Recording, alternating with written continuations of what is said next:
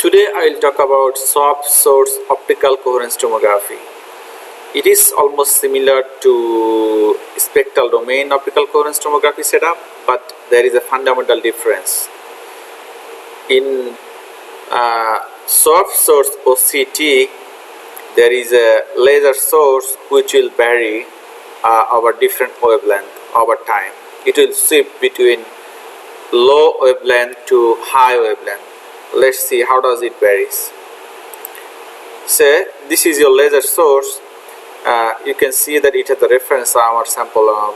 It has the photoreceiver. Now in spectral domain OCT setup, it's soft source OCT setup, wavelength sweep over time, and wavelength resolve interference recorded as a function of time. And here is the wavelength, and if you here a time resolve wavelength, and if you do the FFT, you can see the depth profile, and from there you can generate the image. So there are some advantages of soft source OCT over spectral domain OCT.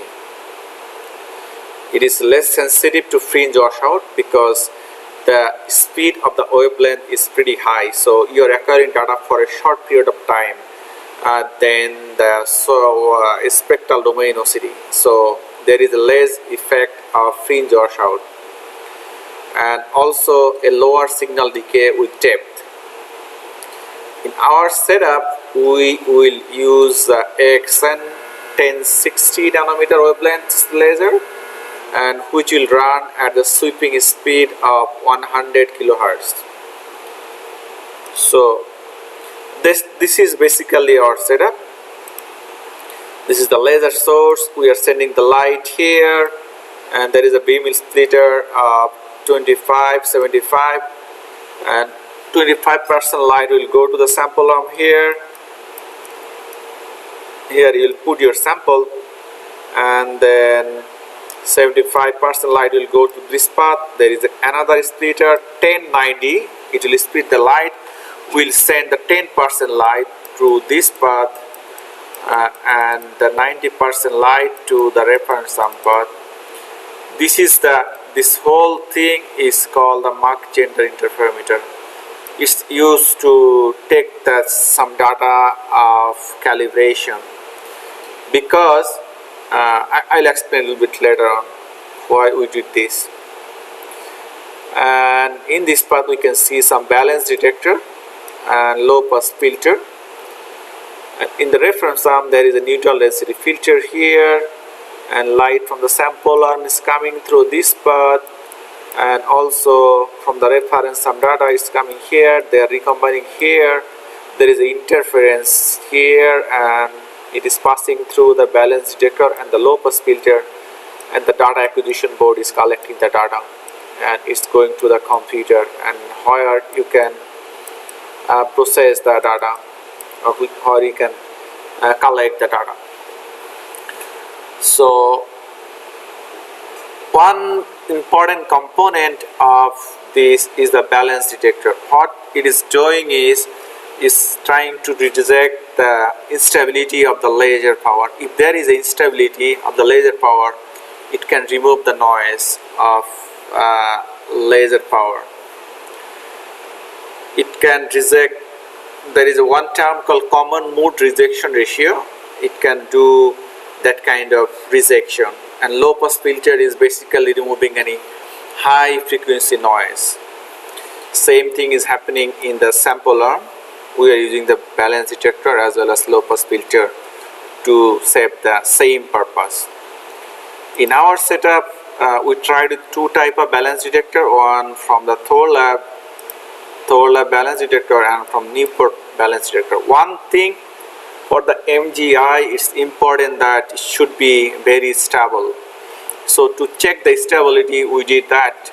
So Newport one is Nirvana, and Thorlab BC we compare and check at which distance we find more stable, and we find that the Nirvana is more stable at about 1.5 millimeter path difference. Now, one thing to mention that In SWAP source OCT, we cannot regenerate the wavelength sweep same way every time. There is a small instability. This instability is due to the laser source. It can come from the laser source, or it can come from the interferometer or the data acquisition hardware. So, but if you wanna generate the data properly, you have to make sure that there is no instability in your data. So to remove all the instability, we need to use the calibration data that we can collect from here. We can collect the calibration data from the MZI, and using this collected data, we can resample the exact same wave number space simultaneously by using this calibration data. So we have to resample our sample arm data to match exactly same way we collected the data in the MZI, so that there is no phase instability. This is very important. Otherwise, we will not be able to do the phase resolve measurement as well as some other thing like fixed pattern noise removal. Your image will be noisy. So that's one of the important thing. So here is some of the example that what will happen. So if you don't remove the fixed pattern noise, then so this is the image. You can see the vertical strip. But if you do the phase stabilization by the MZI data, then you can see that this is with phase stabilization. You can see quite a good data, and you can see the same thing, that what kind of artifact you have from the. This is the eye data. You can also see that the flow image or the intensity image, they are not they doesn't look good if you don't stabilize the phase. So it's important to collect the MZI data and do the phase stabilization by resampling the sample arm data to match exactly like what are the wavelength frequency, what are the wavelength you are getting every time from the laser source. You have to match that to get the better result. In the next video, I'll talk about the how you can do this kind of phase stabilization and do the dispersion compensation, and finally how we can see the primary image from the SWAP source OCT setup.